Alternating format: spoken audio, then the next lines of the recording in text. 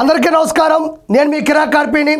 రోషం పౌరుషం తొడగొట్టడం మీసం మెలేయడం పర్సెంటా 1% బుల్లెట్ దిగిందా లేదా, ఓడిపోతే రాజకీయ సన్యాసం చేస్తా సవాల్ విసిరాడు కానీ ఎవరూ స్వీకరించలేదు.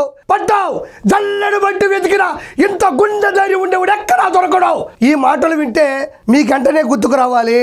వైఎస్ఆర్సీపీ ఓటమిలో కీలక పాత్ర వహించినటువంటి betting Bangaraju Anil Kumar Yadav press meet పెట్టాడు. ఒకసారి చూద్దాం. ఇదే పత్రికా సమావేశాలు పెట్టి 3వ తారీఖున జగన్మోహన్ రెడ్డి గారు గోవర్ధన్ రెడ్డి గారిని మాజీ మంత్రివర్యులు వైఎస్ఆర్ కాంగ్రెస్ పార్టీ జిల్లా అధ్యక్షులు వారిని ఇక్కడ అనిల్ కుమార్ యాదవ్ చెప్తున్నాడు 3వ తారీఖు కాకాని గోవర్ధన్ రెడ్డి జైల్లో ఉన్నాడు, కలవడానికి వస్తున్నాడు అంటున్నాడు. దానికి ముందు కాకాని గోవర్ధన్ రెడ్డి అంటే ఎవరని చెప్తున్నాడు? మాజీ మంత్రివర్యులు జిల్లా అధ్యక్షుడని చెప్తున్నాడు. అది కాదు చెప్పాల్సింది అనిల్ కుమార్ యాదవ్. అక్రమ మైనింగ్ కేసులో ఉన్నాడు, క్వార్జు మొత్తాన్ని కొల్లగొట్టాడు, కోర్టులో ఉండే ఫైల్స్ ని తగలబెట్టాడు, ఎస్సీ ఎస్టీ అట్రాసిటీ కేసులో ఉన్నాడు, ఇవే కాకుండా బెదిరింపుల కేసులో కూడా ఉన్నాడు. ఇది care of address Kakani Govardhan Reddy అని చెప్పాలి. జిల్లా అధ్యక్షుడు, మాజీ శాసనసభ్యులు, మాజీ మంత్రివర్యులని కాదు, అది చెప్పు ఫస్ట్.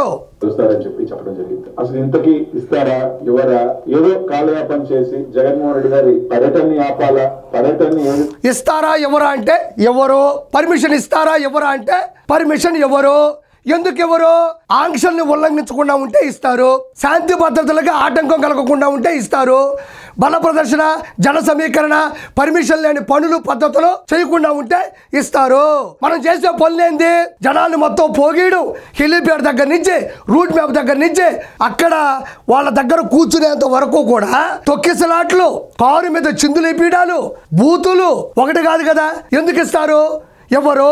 రౌడీల్ని, రాక్షస మోకల్ని, సైకోల్ని వీధుల్లో కుదిలి విధులకి ఆటంకం కలిగిస్తే, అది కాకుండా బూతులు భయంకరంగా తిట్టిస్తే, సామాన్య ప్రజల్ని తొక్కిసలాటకు గురి చేస్తే, Z+ కేటగిరీ ఉన్న సెక్యూరిటీ ఉన్న జగన్మోహన్ రెడ్డి వెహికల్ మీదకి ఒక సామాన్యమైన మనిషి ఎలా వచ్చి డ్యాన్స్ చేస్తాడు, ఎలా వచ్చి ఎగరతాడు?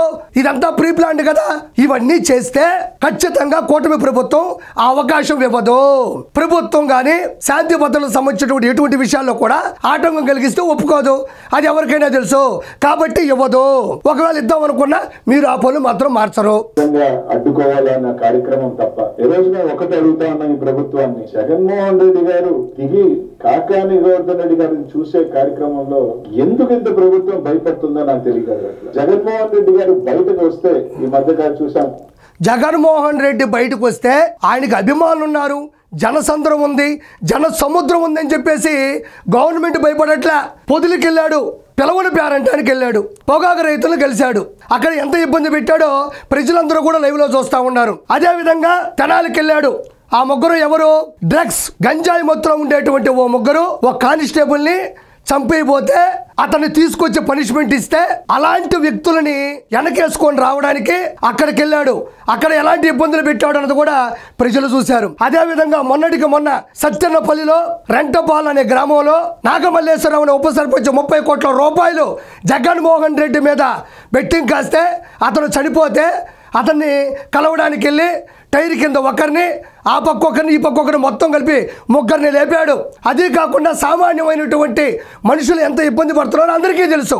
రూట్ మ్యాప్ లేకుండా, చెప్పిన పరిస్థితులకు వెళ్లకుండా ఇలాంటి పనులు చేస్తున్నాడు. కాబట్టి గవర్నమెంట్ భయపడుతుంది. ఎందుకంటే ఓట్లేసింది మనం అధికారంలో ఉన్నది ప్రజలకు తిరిగి మంచి చేయడానికి తప్ప వాళ్ళని ఇబ్బంది కలిగించడానికి కాదు. కాబట్టి జగన్మోహన్ రెడ్డి వస్తే నిజంగానే ఆలోచిస్తున్నారు. జగన్మోహన్ రెడ్డికి వచ్చే జనాలు ఎలాంటి వాళ్ళు, ఆ రౌడీలు, ఆ సైకోలు, ఆ రాక్షస మోకల గురించి ప్రజలందరికీ లైవ్ లో తెలుసు.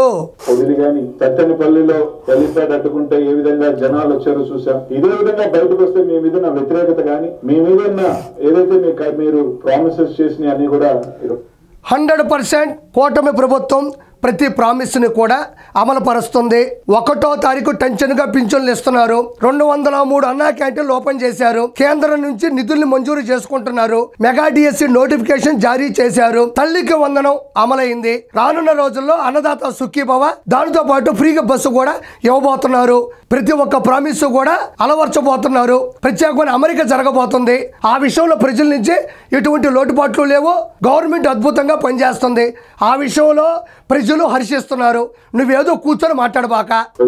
బయట జగన్మోహన్ రెడ్డి గారి మీద ఇంకా కూడా రెట్టింపు అభిమానంతో బయటకు వస్తున్నారు. చూసి ఒక కుట్రతో ఈరోజు రెట్టింపు అభిమానంతో రావడంలా గంజా దాగేసి వస్తున్నారు, మందు దాగేసి వస్తున్నారు, రాక్షస మోకలు వస్తున్నాయి, సైకో బ్యాచ్ వస్తుంది. రెట్టింపు అభిమానంతో రావడం లేదు. మీరు సమీకరించి గంజాయి ఇచ్చి మంది ఇచ్చి ముందుగా ప్లాన్ ఇచ్చి వాళ్ళందరినీ తీసుకొని వస్తున్నారు తప్ప జగన్మోహన్ రెడ్డికి అభిమానులు లేరు. మరి అభిమానులు ఉంటే జనాలుంటే జన సమీకరణ జరిగితే మరి ఎందుకు వాళ్ళు 2024లో మీకు ఓట్లేయలేదు?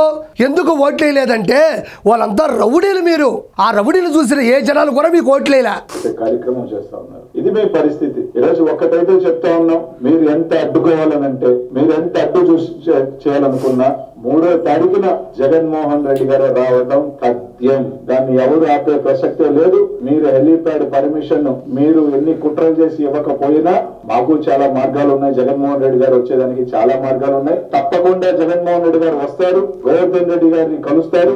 ఒకవేళ మీరు అనుకున్నట్టు కలవనీకుండా తప్పకుండా వాళ్ళ కుటుంబానైనా కూడా ఖచ్చితంగా 3వ తారీఖు. ఇక్కడ ఫస్ట్ ఏమన్నాడు అనిల్ కుమార్ యాదవ్, మీరు ఎంత అడ్డు చెప్పినా ఎంత అడ్డు వచ్చినా జగన్మోహన్ రెడ్డి గారు రావడం తథ్యం అన్నాడు. సరే పోనీ ఎలివేషన్ అద్భుతంగా ఉందనుకున్నా, మీరు అనుకున్నట్టుగానే పర్మిషన్ ఇవ్వకపోతే వాళ్ళ ఇంటికి వెళ్ళి పరామర్శించి వెళ్ళిపోతాడంట. ఆ మాత్రం దానికి రావడం ఎందుకు? 100% పర్మిషన్ మీకు రాదు. ఎందుకు రాదు అనేది ఇంతకుముందు ఉదాహరణ చెప్పిన. ఇవన్నీ కాదు అనిల్ కుమార్ యాదవ్. ఫస్ట్ మనకి హెలీప్యాడ్ పర్మిషన్ ఉందా, రూట్ మ్యాప్ ఉందా, ఎక్కడ దిగాలి, ఎక్కడ ఏడవాలి, ఇవన్నీ ఉన్నాయో లేదో పక్కన పెట్టు. అసలు అన్నకి బాడీ కావాలి. అసలు బాడీ ఉందా లేదా అది చెక్ చేయి. ఈ రూట్ మ్యాప్, ఈ హెలీప్యాడ్, ఎక్కడికి వెళ్ళాలి, ఎంతసేపు ఉండాలి, పేపర్ చూస్తే ఎంతసేపు ప్రెస్ మీట్ పెట్టాలి, ఇవన్నీ ముఖ్యం కాదు. ఫస్ట్ అన్నకు బాడీ కావాలి. బాడీ దొరికిందా లేదా? బాడీ దొరికితే అన్నకు మెయిల్ చేయి. బాడీ దొరకకుండా ఇవన్నీ ఉన్నా కూడా అన్నరాడు. ప్రత్యేకమైన మార్గాలు ఉన్నాయన్నావు. ఉన్నాయి మీకు మార్గాలు. నెల్లూరు దాకా వస్తారు, జనాలు నోరు తెరుచుకొని ఉంటారు, అగుట్లు పట్టుకొని ఉంటారు, ఆకాశవాళ్ళు ఎత్తుకొని ఉంటారు. కానీ మీరు జైలు దగ్గరకు పోలేరు. అన్నవు అటు నుంచి అటు బెంగళూరుకి వెళ్ళి ఎలహంగా ప్యాలెస్కి వెళ్తాడు. నువ్వు పోయా అటు నుంచి అటు ఇస్కాన్ టెంపుల్ నుంచి అటు నుంచి చెన్నైకి వెళ్ళిపోయి ఫామ్ హౌస్లో పడుకో. అంతే తప్ప ప్రభుత్వం పర్మిషన్ లేకుండా అడుగు కూడా పెట్టలేవు. ఇక్కడ నెల్లూరు నగరానికి రావటం కలవటం ఖాయం అని మాత్రం మీ అందరికి కూడా తెలియజేస్తా ఉన్నాం. ఈ రోజు ఒకటే చెప్తా ఉన్నాం, మీరు ఎన్ని ఇబ్బందులు గురి చేయాలనుకుంటే జగన్మోహన్ ఇక్కడ మీరు గమనించారో లేదో మాటికి అనిల్ కుమార్ యాదవ్ నేను ఒకటే చెప్తున్నా అంటున్నాడు. అధికారంలో ఉన్నప్పుడు 100 చెప్పేవాడు. నోటికి అదుపు ఉండేది కాదు. ఎంత ఇష్టం వస్తే అంత మాట్లాడేవాడు. ఒక అమ్మ అబ్బకి పుట్టుంటేనే పరుష పదజాలాలు కూడా వాడిన వ్యక్తి ఈ అనిల్ కుమార్ యాదవ్. ఇప్పుడు పరిస్థితి బాగాలేదు కదా, అధికారంలో లేడు కదా, ఇప్పుడు మాత్రం కొంచెం సైలెంట్ అయ్యి గారు అనే పదాలు వాడుతూ నేను ఒకటే చెప్తున్నా అంటున్నాడు. అప్పుడైతే 100 చెప్పేవాడు. క్వాజుతో వేసిన అక్రమ మైనింగ్ కేసుల్లో, ఎస్సీ ఎస్టీ అట్రాసిటీ కేసుల్లో, కోర్టులో ఉండేటువంటి ఫైళ్లు తగలబెట్టిన కేసుల్లో ప్రముఖ ముద్దాయిగా కాకాని గోవర్ధన్ రెడ్డి జైల్లో ఉన్నాడు. జైల్లో ఉండే కాకాని గోవర్ధన్ రెడ్డిని జగన్మోహన్ రెడ్డి కలవడానికి అత్యుత్సాహం చూపిస్తున్నావు. ఈ అత్యుత్సాహం అన్న అసెంబ్లీ వెళ్ళడానికి, అసెంబ్లీలో కూర్చోవడానికి, అసెంబ్లీలో కూర్చుని ప్రశ్నించడానికి ఆ అత్యుత్సాహం ఏదో అన్న వైపు చూపించు. 11 సీట్లు వచ్చినాయి. పులివెందుల, రాజపేట, బద్వేలు, పొంగనూరు, తంబాలపల్లి, ఆలూరు, మంత్రాలయం, దర్శి, ఎర్రగొండపాలెం, పాడేరు వరకు 11 సీట్లు వచ్చినాయి. 11లో అన్న కూడా పులివెందుల నుంచి శాసనసభ్యుడు 10 మందిని పోనివ్వట్లేదు, అన్న రావట్లేదు. కాబట్టి అనిల్ కుమార్ యాదవ్ అన్నని ఫస్ట్ అసెంబ్లీకి పంపించు, తర్వాత నెల్లూరుకి రప్పించు. అంతే తప్ప ప్రజలకు న్యాయం చేయాల్సిన చోట మాత్రం ఉండకపోగా ప్రజల్ని ఇబ్బంది పెట్టే చోటకు రానివ్వడం తప్పు. పెట్టాలంటే వైఎస్ఆర్ కాంగ్రెస్ పార్టీ కార్యకర్తల నాయకుల్ని బంతిని మీరు ఎంత గట్టిగా గోడకేసి కొడితే అంత ఫాస్ట్ గా వెనక్కి వచ్చే విధంగా రేపు 3వ తారీఖు బంతిని ఎంత గట్టిగా కొడితే అంత వేగంగా వెనక్కి వస్తుంది అంటున్నాడు. ఇది న్యూటన్స్ థాట్లా, అంటే చర్యకి సమానమైన వ్యతిరేక దిశలో ప్రతిచర్య ఉంటుంది. కానీ నేను చెప్తున్నా, గుర్తుపెట్టుకో అనిల్ కుమార్ యాదవ్, మీ బంతి ముందుకెళ్తా తప్ప వెనక్కి రాదు. న్యూటన్స్ థాట్లా జగన్మోహన్ రెడ్డి విషయంలో ఫెయిల్ అయిపోద్ది. ఇది 100% నిజం. బంతి ఎంత గట్టిగా కొడితే అంత గట్టిగా వస్తుంది.